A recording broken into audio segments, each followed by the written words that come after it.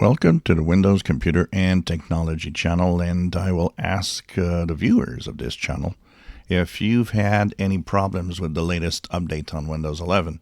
So if you go into your Windows updates, we had Patch Tuesday this week, and the update that arrived basically was the in the update history, KB 507-7181, which would bring your build to 26.100 or 200 at .7840. Now, some viewers have posted that they've seen on several websites, and I have actually seen that on a Neowin website, mentioning boot loop problems with some users that say that the PC is restarted multiple times, up to 15 times, before eventually getting into some kind of a boot, but it wasn't working well.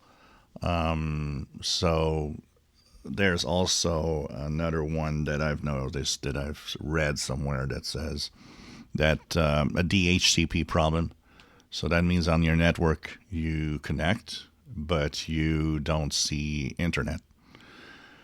I don't know what to say about it right now, because when I look at the different blog posts that I do go and look at, and the feedback hub, I can't say that I see really much of a difference in the background noise.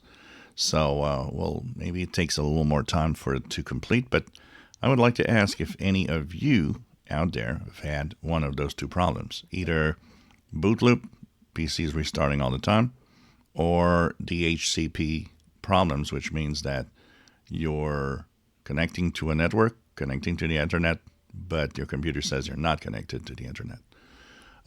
It seems that some people might have an issue with that, so we'll see what happens. If you enjoy my videos, please subscribe, give us thumbs up. Thank you for watching.